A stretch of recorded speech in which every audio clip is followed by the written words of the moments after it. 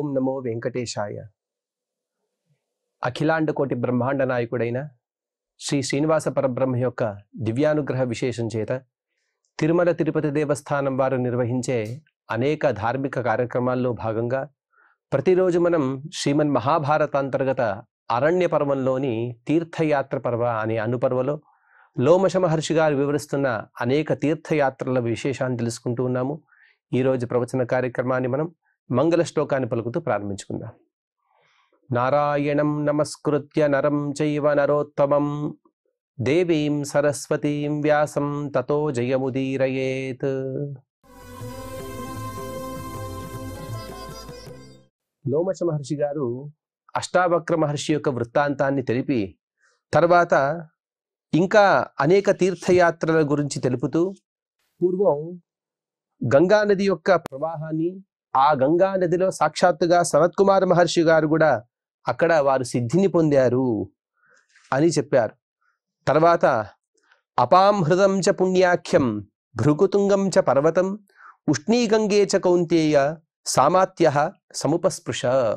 నాయన, ఇక్కడ అపాం హృదము, హృదము అంటే కొలను, ఆ కొలను అపాం అనే పేరు గలటువంటి ఒక కొలను ఉన్నది, అనగా నీరు ఉన్నటువంటి ఉత్తమమైన కొలను ఉన్నది. అలాగే దీని పక్కనే భృగుతుంగం అనే గొప్ప ఉత్తమమైనటువంటి పర్వతం కూడా కనబడుతుంది. ఇందులోనే ఉష్ణీగంగా అనే ఒక ప్రవాహం కూడా, అదొక తీర్థము, అది కూడా ప్రవహిస్తూ ఉన్నది. నీ బంధువులతో సహా ఇందులో స్నానం చెయ్యి అని లోమశ మహర్షి గారు చెప్పి, తర్వాత ఆశ్రమ స్థూల శిరస రమణీయ ప్రకాశతే అత్ర మానం చ కౌంతేయ క్రోధం చైవ విసర్జయ. యుధిష్ఠిర, ఇక్కడ రమణీయమైనటువంటి అనగా మనస్సుకు ఆహ్లాదపరిచేటువంటి ఒక ఆశ్రమం ఉన్నది. ఈ ఆశ్రమము స్థూల శిరాహ అనే ఒక గొప్ప ఋషి గారిది. ఇక్కడ ఈ ఆశ్రమంలో ప్రవేశించే సమయంలో అభిమానాన్ని అలాగే క్రోధాన్ని కూడా విడిచిపెట్టమని చెబుతూ ఉన్నారు. ఇదొక సామాన్యమైనటువంటి సందేశం కాదు, ఏదో యుధిష్ఠిరుడికి చెప్పినది కాదు, పరోక్షంగా మనకు కూడా మహర్షి గారు చెబుతూ ఉన్నారు. మనం ఎప్పుడైనా ఆలయాన్ని ప్రవేశించే సందర్భంలో మనకున్నటువంటి అభిమానాన్ని కానీ, మన పదవులను కానీ, మన గొప్పతనాన్ని కానీ అన్నిటిని కూడా బయట వదిలి సామాన్యుల వలె మనం ఆలయంలో ప్రవేశించాలి. ఏదో ఆలయంలో వెళ్ళిన తర్వాత మనకు ఇటువంటి మర్యాదలు చేయలేదు, లేకపోతే సామాన్యుల ఒక సరళిలోనే మనల్ని కూడా పంపించారు, మాకు హారతి ఇవ్వలేదు, ప్రసాదం అందలేదు, షటారి లేదు, ఎటువంటి అభిమానాలు లేకుండా సామాన్య భక్తుడు ఎలాగైతే వెళ్తాడో అలాగే మనం కూడా ఆలయాన్ని ప్రవేశించాలి. మా గురువు గారు కూడా ఒక మాట చెప్పేవారు. ఏదైతే నేను అభ్యసించిన పాఠశాల ఉన్నదో, విద్యాపీఠం ఉన్నదో, అక్కడ ఆలయం బయట ఒక బోర్డు పెట్టేవారు. దానిపైన రాసేవారు, leave your ego with your shoes అని చెప్పేవారు. అంటే నీవు నీ పాదరక్షలతో సహా నీ అభిమానాన్ని బయటికి వదిలి తర్వాత లోపల ప్రవేశించమని చెప్పేవారు. ఆలయంలో వెళ్ళిన తర్వాత చిన్న చిన్న దాన్ని కూడా మనం కోప్పడుతూ ఉంటాం. ఎవరైనా మనం తోస్తూ ఉంటే, లేకపోతే మన పైన చెయ్యిని వేస్తే, అక్కడ పరమాత్మని చూడడం వదిలి మనం వేరే వైపు మన మనస్సును మళ్లించుకొని పరమాత్మ నుండి మనం డైవర్ట్ అవుతూ ఉంటాం. అలా కాకూడదు. అందుకోసమే లోమశ మహర్షి గారు ప్రత్యక్షంగా యుధిష్ఠుడికి, పరోక్షంగా మనకందరు కూడా సందేశాన్ని ఇస్తూ, ఎక్కడైతే మనం పుణ్యతీర్థాలకి, తీర్థక్షేత్రాలకి వెళుతూ ఉంటామో అక్కడ మనం మానాన్ని అలాగే క్రోధాన్ని రెండింటిని కూడా వదిలి ఆ తీర్థాలను, క్షేత్రాలను మనం సేవించాలి. తర్వాత మహర్షి గారు, ఏష రైభ్యాశ్రమ శ్రీమాన్ పాండవేయ ప్రకాశతే భారద్వాజో యత్ర కవిః యవక్రీతో వినశ్యత.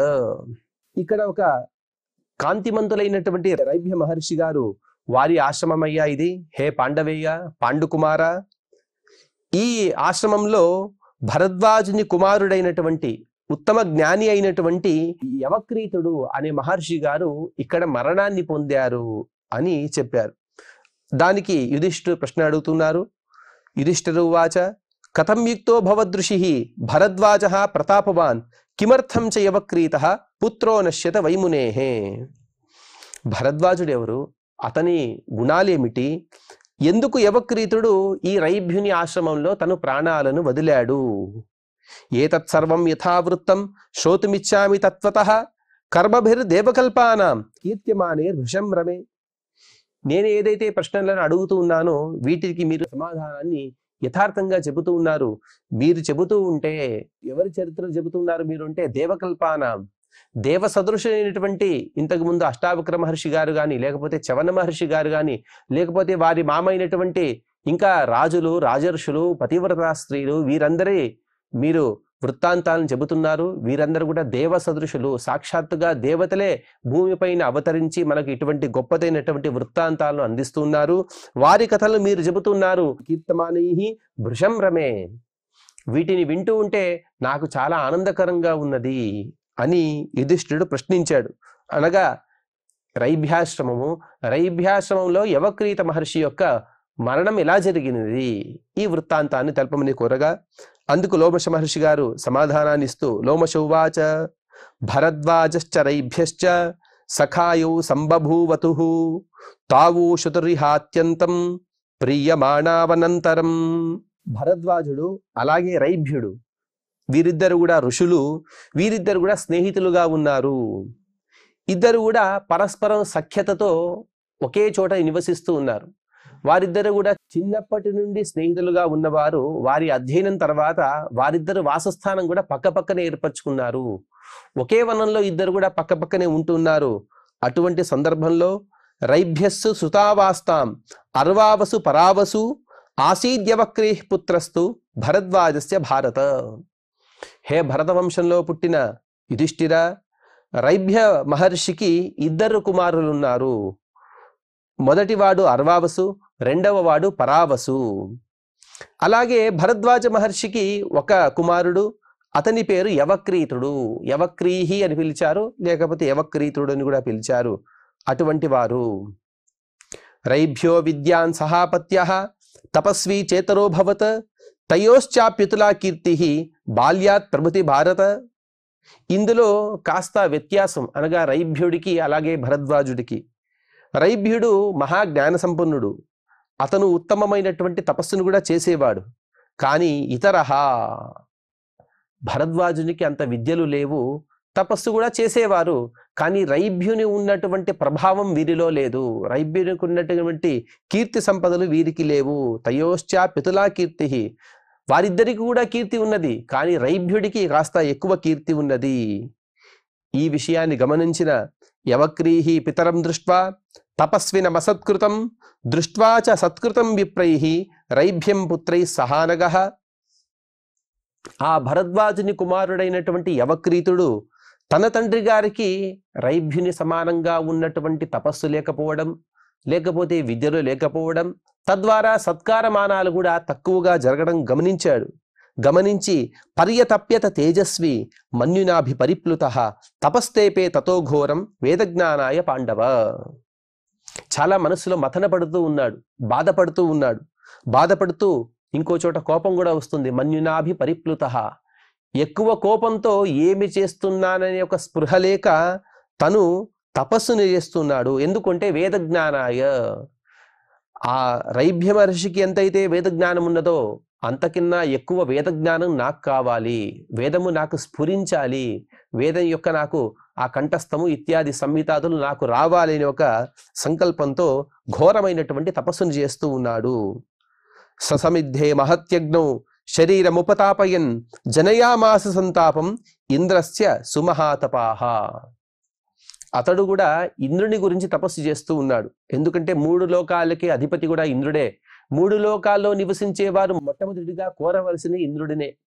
అందుకోసమే తను కూడా ఇంద్రుని కోసం తపస్సును చేస్తూ తన చుట్టూ కూడా అగ్నిని ఏర్పరచుకున్నాడు. ఈ అగ్నిని ఏర్పరచుకుని అందులో మధ్యలో నిలబడి తను తపస్సును చేస్తూ ఉన్నాడు. అతని తాపం వలన, అనగా అతని తపోతాపం, ఆ అగ్నితాపం కాదు, అతని తపప్రభావం వలన ఇంద్రుడు కూడా చాలా కష్టమవుతూ ఉన్నది. అనేక కష్టాలు పడుతూ ఇంద్రుడు కూడా తతో ఇంద్రో యవక్రీతం ఉపాగమ్య యుధిష్ఠిర అబ్రవీత్ కస్సహేతోస్త్వం ఆస్థితః తప ఉత్తమం. ఇక ఇంద్రుడు అతని తపోతాళాన్ని తాళలేక తను ఆ యవక్రీతుడి దగ్గరికి వచ్చి అంటూ ఉన్నాడు, ఎందుకయ్యా తపస్సు చేస్తున్నావు అని, ఇంత గొప్పదైనటువంటి తపస్సు చేస్తున్నావు కదా, ఈ తపస్సుకి కారణం ఏమిటి అని అడగగా అందుకు యవక్రీతుడు చెబుతున్నాడు. యవక్రీత ఉవాచ ద్విజానాం అనధీతా వై వేదాః సురగణార్చిత ప్రతిభాన్వితి తప్యేహం ఇదం పరమకం తపః. హే సురగణార్చిత, దేవతల సమూహంచే అర్చింపబడిన పాదపద్మములు కలిగిన హే దేవేంద్ర, ఎవరైతే వేదాన్ని అధ్యయనం చేయాలనుకుంటారో వారికి అనధీతాహ, ఏదో గురువు దగ్గరికి వెళ్ళాలి, అక్కడ శుశ్రూష చేయాలి, ఎన్నో సంవత్సరాలు ఉండాలి, ఎన్నో సంవత్సరాలు ఉండి కూడా ఒక్కొక్కరికి ఒక్కొక్క విధమైనటువంటి విద్య లభిస్తూ ఉన్నది. ఉదాహరణకి మా తండ్రి గారే ఉన్నారు. మా తండ్రి గారైనటువంటి భరద్వాజుడు, అలాగే ఇంకొకరు మా ఇంటి పక్కనే ఉండేటువంటి రైభ్యుడు, వీరిద్దరు కూడా ఒకే చోట చదువుకున్నప్పటికీ ఒకే కాలం, అనగా వీరెంతకాలం చదివారో వారు అంతకాలమే చదివారు. వీరు ఏ గురువు గారి దగ్గర అయితే చదివారో వారు అదే గురువు గారి దగ్గర చదివారు. కానీ వారిలో వైషమ్యం కనబడుతున్నది. నాకదంతా వద్దు. ఇక నేనేం అడుగుతున్నానంటే, ఎవరైతే వేదాధ్యయనాన్ని చేయాలని అనుకుంటారో వారికి తపస్సు ద్వారానే వేద జ్ఞానం అనేది పొందాలి. ఆ విధంగా వరాన్ని ఇవ్వమని కోరాడు. స్వాధ్యాయార్థం సమారంభాః మమాయం పాకశాసన తపసా జ్ఞాతుమిచ్చామి సర్వజ్ఞానాన్ని కౌశిక. ఏదో స్వాధ్యాయం చేయాలి అంటే ఎంతో కష్టపడాలి, అదంతా నాకు కష్టం అక్కర్లేదు, నేను కేవలం తపస్సుని చేస్తాను, ఆ తపస్సుని చేస్తే చాలు సర్వజ్ఞానాన్ని, అన్ని జ్ఞానములు కూడా అన్ని శాస్త్రాల యొక్క జ్ఞానం నాకు కలగాలి, ఆ విధమైనటువంటి వరాన్ని ఇవ్వమని కోరుతూ ఉన్నాడు. కాలేన మహతా వేదాః శక్యా గురుముఖాద్విభో ప్రాప్తుం తస్మాదయం యత్నః పరమో మే సమస్థితః. హే త్రిలోక సంచారి, భూః భువః స్వః అనే 3 లోకాల్లో వ్యాప్తుడైనటువంటి రూపం గల హే దేవేంద్ర, ఎంతో కాలం కూడా తపస్సుని చేస్తే ఏదో ఒక శాఖనో 2 శాఖలో 3, 4 శాఖలు మాత్రమే తెలుసుకోగలం, నేర్చుకోగలం. కానీ తపస్సు చేస్తే చాలు, అంతా కూడా సిద్ధించాలి. నాకు గురువు వారెవరు కూడా అవసరం లేదు. గురుముఖాద్వివో ప్రాప్తుం తస్మాదయం యత్నః, గురువు అవసరం లేకుండా నాకు వేద జ్ఞానం అనేది లభించాలి అని తను అడిగే సందర్భంలో ఇంద్రవాచ, ఇంద్రుడు చెబుతూ ఉన్నాడు. అమార్గ ఏష విప్రర్షే ఏనత్వం యాతుమిచ్చసి కిం విఘాతేన తే విప్ర గచ్ఛాదీహి గురోర్ముఖాత్.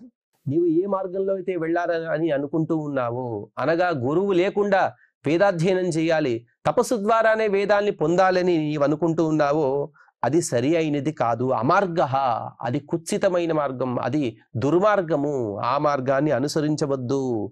కిం విఘాతేన, ఇదంతా కూడా చెడిపోవుటకు కారణమవుతుంది. అనగా తపస్సు ద్వారా అన్ని సాధిస్తామంటే అది సరి అయిన మార్గం కాదు. కొన్ని కష్టపడాలి, కష్టపడిన తర్వాతనే గురువు ద్వారానే పరమాత్మయే గురుముఖంగా వేదాల్ని నేర్చుకున్నవాడు. అనగా సాక్షాత్తుగా సాందీపిని మహర్షి దగ్గర కృష్ణుడే నేర్చుకున్నాడు, వశిష్ఠ విశ్వామిత్రుల దగ్గర రాముడు నేర్చుకున్నాడు. ఈ విధంగా గురుముఖంగా అందరూ కూడా నేర్చుకున్నారు. కాబట్టి అందుకోసమే గురుర్ బ్రహ్మ గురుర్ విష్ణు గురుర్దేవో మహేశ్వర గురు సాక్షాత్ పరం బ్రహ్మ తస్మై శ్రీ గురవే నమః అంటాం. 3 దేవతల అనగా త్రిమూర్తుల యొక్క సన్నిధానం గురువులో ఉంటుంది. అటువంటి గురువు లేకుండా నీవు వేదాన్ని అధ్యయనం చేస్తావంటే ఇది అమార్గ, ఇది సరి అయిన మార్గం కాదు.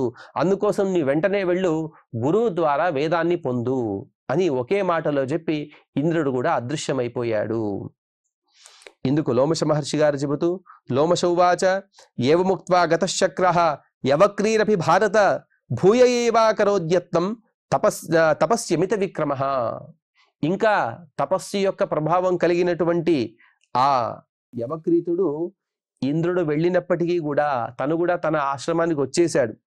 వచ్చిన తర్వాత కూడా తను తపస్సునైతే విడవలేదు, తపస్సును చేస్తూనే ఉన్నాడు.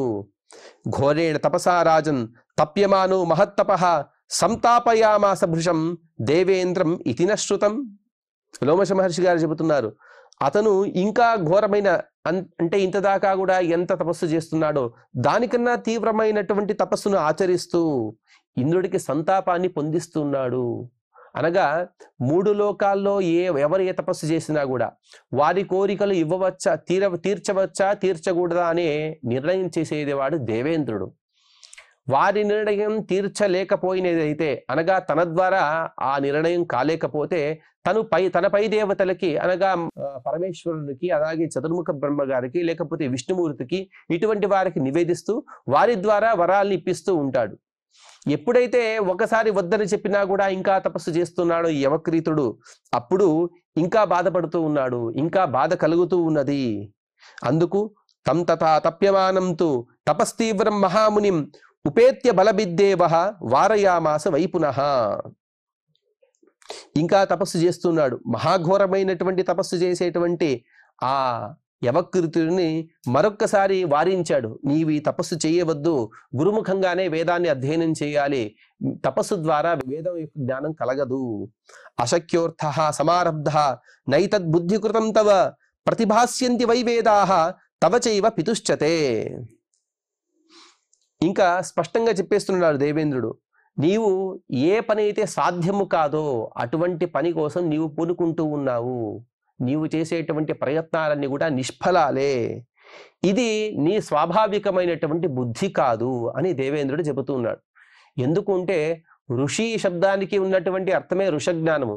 ఎప్పుడు కూడా జ్ఞానం కోసం తపిస్తూ గురు శుశ్రూష చేస్తూ గురుకులంలో ఉంటూ గురువు గారిని గురుపత్నిని అలాగే తన సహచరుల్ని తనకన్నా జ్యేష్ఠులని వీరందరూ కూడా సేవిస్తూ అక్కడ ఎన్నో కష్టాలు పడుతూ అందరూ కూడా వేదాధ్యయనాన్ని నేర్చుకుంటారు. అటువంటి గొప్ప పరంపరలో వచ్చినటువంటి నీవు ఇటువంటి బుద్ధిని పొందావంటే దీనికి వేరేదో కారణం ఉన్నది, అది నీ అత్యాశే. అలాగే నీవేదైతే కోరుతున్నావు కదా, అలాగే నాకు ఏ ప్రయత్నం లేకుండా తపస్సు ద్వారానే నాకు నా తండ్రి గారికి వేదాలు వచ్చేయాలని, అది సాధ్యం కాదు అని ఇంకొకసారి చెప్పేశాడు. అశక్యోర్థ సమారంభ నైతద్ బుద్ధికృతం తవ ప్రతిభాస్యంతి వై వేదాః తవ చైవ పితుశ్చతే అని చెప్పి అందుకు యవక్రీతుడు సమాధానం చెబుతున్నాడు. నచైతదేవం క్రియతే దేవరాజ మమేప్సితం మహతా నియమేనాహం తప్సే ఘోరతరం తపః. ఏమయ్యా దేవేంద్ర, తపస్సుకి ఫలం లేకుండా ఉంటుందా? ఎవరు దేనికోసం తపస్సు చేస్తారో దానికి ఫలాన్ని వరాన్ని అందరూ కూడా ఇస్తూనే ఉంటారు కదా. అలాగే నేను ఇంత తపస్సు చేసినా కూడా అందుకు మీరు తపస్సుకి ఫలితాన్ని ఇవ్వకపోతే నా తపస్సు కానీ లేకపోతే లోకంలో చేసే వారందరి తపస్సు కూడా నిష్ఫలమే అయిపోతుంది కదా. సరే, ఇంత దాకా చేసిన తపస్సుకి మీరు ఫలాన్ని ఇవ్వకపోతే ఇంకా ఘోరమైనటువంటి తపస్సును చేస్తాను. అదేమిటి అంటే సమిద్ధేవాజ్ఞా ఉపకృత్యాంగమంగం హోష్యామి వా మగవన్ స్తన్నిబోధ యద్యేతదేవం న కరోషి కామం మమేప్సితం దేవరాజేహ సర్వం. హే మఘవన్, హే మేఘాలకు అధిపతి అయినటువంటి దేవేంద్ర, ఒకవేళ ఇప్పుడు చేసేటువంటి తపస్సుకి నీవు ఫలాన్ని ఇవ్వకపోతే నేనేం చేస్తాను తెలుసా? నా అవయవాలను కత్తిరించి దాన్ని నీకు ఆహుతులుగా సమర్పిస్తాను, అగ్నిలో వేసి హోమం చేస్తాను. అప్పుడైనా నాకు నీవు వరాన్ని ఇవ్వగలవా అని తను గట్టిగా అడిగాడు. అంటే ఒక రకంగా కాస్త దర్పంగా అడిగినట్టు కూడా ఇక్కడ అనిపిస్తూ ఉన్నది. అందుకు లోమశ మహర్షి గారు చెబుతున్నారు, నిశ్చయం తమభిజ్ఞాయ మునేస్తస్య మహాత్మనః ప్రతివారణ హేత్వర్థం బుద్ధ్యా సంచింత్య బుద్ధిమాన్. ఇక దేవేంద్రుడికి తెలిసిపోయింది, ఎంత చెప్పినా కూడా ఈ యవక్రీతుడు మాట వినే పరిస్థితుల్లో లేడు. అందుకోసం ఎలాగైనా ఇతన్ని ఆపాలి. ఏదో మనం అలా ఇవ్వము అంటే ఇంకా ఘోరమైన తపస్సు చేస్తాడు, తద్వారా లోకానికి కూడా సంక్షయమే, లోక కళ్యాణం అనేది జరగదు. కాబట్టి ఎలాగైనా ఇతని తపస్సును ఆపాలి అనే ఒక సంకల్పంతో తత ఇంద్రో కరోద్రూపం బ్రాహ్మణస్య తపస్వినః అనేక శతవర్షస్య దుర్బలస్య యక్ష్మణః. తను కూడా దేవేంద్రుడు అతన్ని ఎలాగైనా ఆపాలని కాస్త బుద్ధి మాటలు చెప్పి అదృశ్యమైతే అయిపోయాడు. అదృశ్యమైపోయి తన మరొక రూపాన్ని పొందాడు. ఆ రూపం ఉంది అంటే తపస్వినః బ్రాహ్మణస్య, తపస్సు చేసేటువంటి బ్రాహ్మణుడు, అందులోనూ కూడా అనేక శతవర్షస్య కొన్ని వందల ఏండ్ల ముసలివాడుగా తన ఒక రూపాన్ని పొందాడు. అందులోనూ దుర్బలస్య చాలా కృశంగా ఉన్నాడు, సన్నగా ఉన్నాడు. సయక్ష్మణః, అతనికి క్షయరోగం కూడా ఉన్నది, అటువంటి రూపాన్ని పొందాడు. తపస్సు చేసే బ్రాహ్మణుడు, కొన్ని వందల ఏళ్ల వయస్సువాడు, దుర్బలంగా ఉన్నాడు, క్షయరోగిగా ఉండేటువంటి ఒక రూపాన్ని పొంది తనేం చేస్తున్నాడు అంటే యవక్రీతస్య యత్తీర్థం ఉచితం శౌచకర్మణి భాగీరథ్యాం తత్ర చేతం వాలుకాభిశ్చకారసః. ఎక్కడైతే యవక్రీతుడు తన శౌచం కోసం వస్తున్నాడో, అనగా తను నీటి తీసుకోవడం కానీ ఇత్యాది కార్యక్రమాలు తను ఎక్కడైతే నిర్వర్తించుకుంటున్నాడో ఆ శౌచకర్మ చేసుకునేటువంటి స్థలం అది కూడా గంగా నది అని చెప్పారు. ఆ భాగీరథి నది, ఆ భాగీరథి నది దగ్గర తను సేతుం వాలుకాభిహి చకారసహ, ఇసుక రేణువులతో తను ఒక సేతువుని కట్టడానికి ప్రయత్నం చేస్తున్నాడు. ఒక సేతు కట్టడానికి ప్రయత్నం చేస్తూ యదాస్య వదతో వాక్యం నసచక్రే ద్విజోత్తమ వాలుకాభిస్తత్ర శక్రో గంగాం సమభిపూరయన్. అక్కడ వచ్చేవాళ్ళు పోయేవాళ్ళు అందరూ కూడా చెబుతున్నారు, ఏం చేస్తున్నావయ్యా అని. ఎవరేం చెప్పినా కూడా ఎవరి మాటలు వినిపించుకోక తను వాలుకాభిహి, ఇసుక రేణువులు తీసుకుని గంగను నింపేయాలి అనే ఒక సంకల్పంతో ఆ ఇసుక రేణువులను ఆ నీటిలో వేస్తూ ఉన్నాడు. వాలుకా ముష్టి మనిషం భాగీరథ్యాం విసర్జయత సేతుమారభ్య చక్ర యవక్రీతం నిదర్శయన్. ఆ వాలుకలు అనగా ఇసుక రేణువులు చేతితో తీసుకోవడం, దాని ఇలా ముద్దగా చేయడం, దాన్ని నదిలో విసరడం, ఇలా చేస్తూ ఉన్నాడు. ఇలా చేస్తూ అదిగో రేపో ఎల్లుండో నేను సేతువుని కట్టేస్తాను అని కూడా ప్రకటిస్తూ ఉన్నాడు. తందదర్శ యవక్రీత యత్నవంతం నిబంధనే పరహసంశ్చాబ్రవీద్వాక్యం ఇదం స మునిపుంగవ. ఆ దేవేంద్రుని యొక్క మరొక రూపంతో వచ్చినటువంటి ఆ బ్రాహ్మణుని కృత్యాన్ని, కార్యాన్ని చూసినటువంటి యవక్రీతుడు నవ్వుతూ ఉన్నాడు. నవ్వుతూ గట్టిగా ప్రహసన్, హేళన చేస్తూ మాట్లాడుతున్నాడు. ఏం చేస్తున్నానవయ్యా? కిమిదం వర్తతే బ్రహ్మన్ కించతేహ విచికీర్షితం అతీవహి మహాన్యత్నః తీయతీయం నిరర్థకః. చూడ్డానికి పెద్దవారిగా కనబడుతున్నారు, మీకు వయస్సు పైబడింది, బుద్ధి పనిచేయట్లేదా? ఏం చేస్తున్నారు మీరు? అసలు మీరు ఏం చెయ్యాలని అనుకుంటూ ఉన్నారు? మీరు ఎంతో పని చేసినా కూడా అదంతా కూడా వ్యర్థమే అని అడిగాడు. అడిగితే అందుకు ఆ వృద్ధ బ్రాహ్మణ రూపంలో వచ్చినటువంటి ఇంద్రుడు చెబుతున్నాడు. ఇంద్రవాచ బంధిష్యే సేతునా గంగా సుఖపంతా భవిష్యతి క్లిశ్యతే హి జనస్తాత తరమాణ పునఃపునః. నాయన, నేను ఒక సేతువుని కట్టాలనుకుంటున్నాను, బ్రిడ్జ్. ఆ బ్రిడ్జ్ని కట్టాలనుకుంటున్నాను. అలా ఒక సేతువుని కట్టితే ఇక్కడ తిరిగే వారికి అందరు కూడా అనుకూలంగా ఉంటుంది. ఎందుకంటే అందరూ కూడా ఈ సేతువుని, ఈ గంగా ప్రవాహాన్ని దాటడంలో చాలా ఇబ్బందులు పడుతున్నారు. కాబట్టి వారి ఇబ్బందులు తొలగించడం కోసం నేను ఒక సేతువుని కట్టాలి. అందుకోసం ఆ ఇసుక రేణువుల్ని నీటిలో విసురుతూ ఉన్నాను అని చెప్పిన తర్వాత అందుకు యవక్రీత ఉవాచ నాయం శక్యస్త్వయాబద్ధం మహానుగ తపోధన అశక్యాద్వినివర్తస్వ శక్యమర్థం సమారభ. ఓ తపోధన, మీరు చూస్తుంటే ఎంతో తపస్సు చేసిన వారుగా కనబడుతున్నారు. అటువంటి గొప్పవారైనటువంటి మీరు ఇటువంటి పనులు చేస్తున్నారు కదా, ఇక్కడ సేతువును కట్టడం అనేది అసాధ్యము. అందులోనూ కూడా ఒక ముష్టి ఇసుక రేణువులను వేస్తే సేతువు కట్టడం అవుతుందా? అందుకోసం ఏ కార్యం అయితే అశక్యంగా ఉంటుందో అటువంటి కార్యం నుండి మీరు వినివర్తస్వ, తిరిగి వెళ్ళిపోండి, ఈ కార్యం అనేది సాధించలేనిది అని చెప్పగా ఆ వృద్ధ బ్రాహ్మణ వేషంలో వచ్చినటువంటి ఇంద్రుడు ఇంద్రవాచ యథైవ భవతా చేదం తపో వేదార్థముద్యతం అశక్యం తద్వదస్మాభిః అయం భార సమాహితః. నాయన, నేనేదో పని చేస్తున్నా కదా, కథంచిత్ ఇది సాధ్యం అవ్వచ్చేమో.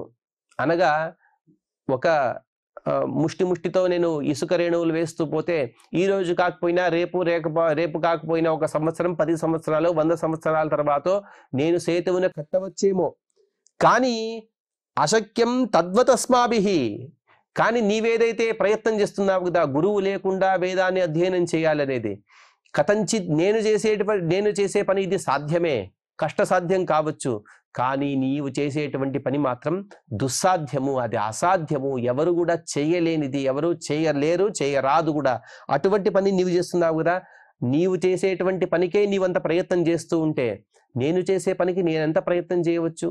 నేను చేసే పనే ఇంకా సులువుగా ఉంటుంది కాబట్టి నన్ను నా పని చేసుకోనివ్వు అని చెప్పిన తర్వాత అందుకు యవక్రీతుడికి తెలిసిపోయింది, వృద్ధ బ్రాహ్మణ వేషంలో సాక్షాత్తుగా దేవేంద్రుడే వచ్చాడు అని తెలుసుకున్నవాడై యవక్రీత ఉవాచ యథాతవ నిరర్థోయం ఆరంభస్త్రదశేశ్వర తథా ఇది మమాపీదం మన్యసే పాకశాసన క్రియతాం యద్భవేచ్ఛక్యం త్వయా సుర గణేశ్వర వరాంశ్చ మే ప్రయచ్ఛాన్యాన్ యైరన్యాన్ భవతాస్మ్యతి.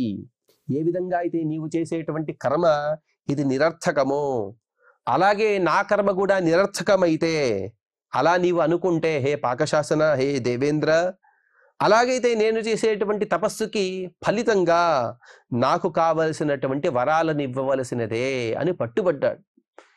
దేవేంద్రుడికి అతనికి వరాన్ని ఇవ్వడంలో ఎటువంటి ఇష్టం లేదు, ఇవ్వకూడదనే అనుకుంటూ ఉన్నాడు. ఎందుకంటే ప్రాచీన పరంపర కూడా గురుముఖంగానే మనం అధ్యయనం చేస్తూ ఉన్నాం. అందులో కూడా ఈ కాలంలో అయితే మనం పుస్తకాలు వాడుతున్నాం. పూర్వకాలంలో పుస్తకాలు కూడా లేవు. పుస్తకాలు లేకుండా గురుముఖతః విన్నటువంటి విషయాలని శిష్యుడు అలాగే చెప్పేవాడు. అలాగే చెబుతూ తను అన్ని కూడా నేర్చుకొని గురువు గారికి గొప్ప చెబుతూ గ్రంథాలను అలాగే కొనసాగించేవాడు. అటువంటి గొప్పదైనటువంటి పరంపర ఉన్న మన ప్రాచీన సంప్రదాయంలో ఇటువంటి విషయాలు అడుగుతున్నాడు కదా. అంటే గురువు కూడా అవసరం లేదు, నేను అలాగే తపస్సుతో నేను అన్ని కూడా వేదాలను సాధించుకోవాలని అనుకుంటున్నాడు కదా. ఇది ఇవ్వకూడదని ఎంత అనుకున్నా కూడా ఈ యవక్రీతుడు వదలటం లేదు. అందుకోసం అడిగాడు, నేను ఏదైతే వరాలను అడుగుతూ ఉన్నానో ఆ వరాలను నాకు ఇవ్వవలసినదే అని గట్టిగా పట్టుబడ్డాడు. అందుకు ఆ విషయాన్ని వివరిస్తూ లోమశౌవాచ తస్మై ప్రాదాద్వరానీంద్రః ఉక్తవాన్ యాన్ మహాతపాః ప్రతిభాస్యంతి తే వేదాః పిత్రా సహ యథేప్సితాః. అలాగే నాయన తథాస్తు, నేను నీకు వరాన్ని ఇస్తున్నాను, అదిగో తీసుకో వరాలు. నీవేదైతే వరాలను కోరుతున్నావో నీ తండ్రి గారికి అలాగే నీకు కూడా అన్ని వేదాలు కూడా ప్రతిభాతం అవుతాయి, అనగా వాటంతట అవే నీకు తెలిసి వస్తాయి. సామాన్యంగా వేదాలేవి కూడా వాటంతట అవే రావడం అంటే ఎన్నో జన్మల యొక్క సుకృతం ఉండాలి. ఎన్నో జన్మల సుకృతం తర్వాతే ఒక వేదం మన నోటి నుండి, మన ప్రయత్నం లేకుండా అది మన నోటి నుండి పలుకుతుంది. అనగా మన ప్రయత్నం లేదు, కానీ మన నోటి నుండి ఒక వేదవాక్యం వస్తుంది. తర్వాత ఈ నేను చెప్పినటువంటి వేదం సరి అయినదా లేదా అనేది మనం మన గురువు గారి ద్వారా కానీ, లేకపోతే అటువంటి వేదద్రష్టలకు ఒక గొప్ప శక్తి ఉంటుంది. అదేమిటి అంటే సాక్షాత్తుగా బ్రహ్మలోకానికి వెళ్తారట వారు. బ్రహ్మలోకానికి వెళ్ళి చతుర్ముఖ బ్రహ్మగారికి చెప్పి, అయ్యా నేను ఇటువంటి స్థితిలో ఉన్న సందర్భంలో నాకు నా నోటి నుండి ఇటువంటి వేదవాక్యం వచ్చినది, ఇది సరి అయినదా కాదా అని వారు తెలుసుకొని ధృవీకరించిన తర్వాతే ఆ వేదం లోకఖ్యాతం అవుతూ ఉంటుంది. అటువంటి సందర్భంలో ఇతను వేదమంతా కూడా ప్రతిభాతం అవ్వాలి అని అడుగుతున్నాడు. కాబట్టి ఇక దేవేంద్రుడు ఎలాగైనా వీడికి బుద్ధి చెప్పాలి, ఇంకా గట్టిగా బుద్ధి చెప్పాలనే ఉద్దేశంతో ప్రతిభాస్యంతి, నీకు మరియు మీ తండ్రి గారికి మీరిద్దరికి కూడా వేదాలు ప్రతిభాతమవుగాక, అన్ని వేదాలు కూడా మీకు వచ్చుగాక. అలాగే ఇంకా నీవు ఏదైతే వరాలు కోరుతున్నావో అవి కూడా నీకు ఇచ్చేస్తున్నాను. యచ్చాన్యత్ కాంక్షసే కామం యవక్రీర్ గమ్యతామితి సలబ్ధ కామః పితరం సమేత్య అథ ఇదమబ్రవీత్. ఇంకా నీవేదైతే వరాలు కోరుతున్నావో అన్నిటినీ కూడా నీకు ఇచ్చేస్తున్నాను. నీవు ఇంకా కోరలేదు, కానీ కోరకుండానే నీకు అన్ని వరాలు నేను ఇచ్చేస్తున్నాను అని దేవేంద్రుడు చెప్పి అదృశ్యమైపోయాడు. ఇటువంటి వరాలను పొందినటువంటి యవక్రీతుడు తన తండ్రి గారైనటువంటి భరద్వాజ మహర్షి గారి దగ్గరికి వచ్చి చెబుతున్నాడు. యవక్రీత ఉవాచ ప్రతిభాస్యంతి వై వేదాః మమ తాతస్య చోభయోః అతిచాన్యద్ భవిష్యావః వరాలబ్ధాస్తథామయా. నాన్నగారు, నేను ఈ విధంగా తపస్సు చేశాను. ఇంత తపస్సు చేస్తే ఇంద్రుడి ద్వారా వరాన్ని పొందాను. ఆ వరం ద్వారా మీకు మరియు నాకు అన్ని వేదాలు కూడా ప్రతిభాతమవుతాయి, అన్ని వేదాలు కూడా తెలిసి వస్తాయి.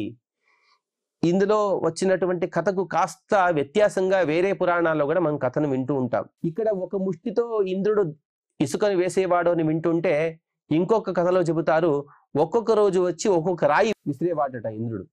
ఒక్కొక్క రోజు రావడం, ఒక్కొక్క రాయిని గంగా ప్రవాహంలో వేయడం, వేసి వెళ్ళిపోయేవాడు. దాన్ని చూసినటువంటి యవక్రీతుడు ఒకరోజు ఆ బ్రాహ్మణుడిని ఆపి అడిగాడంట, ఒక్కొక్క రోజు రావడం ఏంటి, ఒక్కొక్క రాయి వేసిపోతున్నారు ఎందుకు అని అడిగితే, లేదు నేను ఇట్లా ఒక సేతువు కట్టాలనుకుంటున్నాను, అందుకు ఒక్కొక్క రోజు ఒక రాయి వేస్తున్నానంటే, అందుకు ఇతను అపహాస్యంగా మాట్లాడట, ఇంత గొప్ప ప్రవాహం అంటే మనుషులు నిలబడడమే కష్టము, అటువంటిది మీరు ఒక్కొక్క రోజు ఒక్కొక్క రాయి వేస్తే ఆ రాయి నిలబడుతుందా, దానిపై ఇంకొక రాయి నిలబడడం అనేది అసాధ్యం కదా అని చెప్పినప్పుడు అందుకు దేవేంద్రుడు చెబుతాడు, ఏ విధంగా అయితే నీవు గురువు లేకుండా వేదాలన్నీ కూడా రావాలి అని అనుకుంటున్నావో దానికిన్నా అసాధ్యమైనటువంటి పని కాదు కదా ఇది అని ఎలాగైతే చెప్పాడో అదే కథను కూడా ఇక్కడ వేరే రకంగా మనం విన్నాము. ఇక్కడ యవక్రీతుడు తన తండ్రి గారైనటువంటి భరద్వాజుడి దగ్గరకు వచ్చి, మీకు మరియు నాకు అన్ని వేదాలు కూడా వచ్చినట్టే, మనం ఇద్దరం కూడా కాస్త వ్యంగ్యంగా మాట్లాడుతున్నాడు.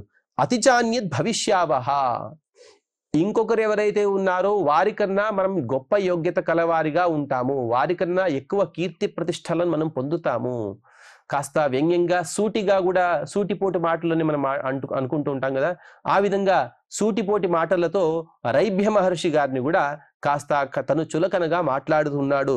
వారికన్నా మనం ఎక్కువ వేదాన్ని పొందవచ్చు అని చెప్పిన తర్వాత భరద్వాజ మహర్షి గారు అతనికి హితమైనటువంటి వాక్యాలను చెప్పారు. ఆ వాక్యాలు ఏమనే విషయాన్ని మనం తర్వాత ప్రవచనంలో తెలుసుకునే ప్రయత్నం చేద్దాం.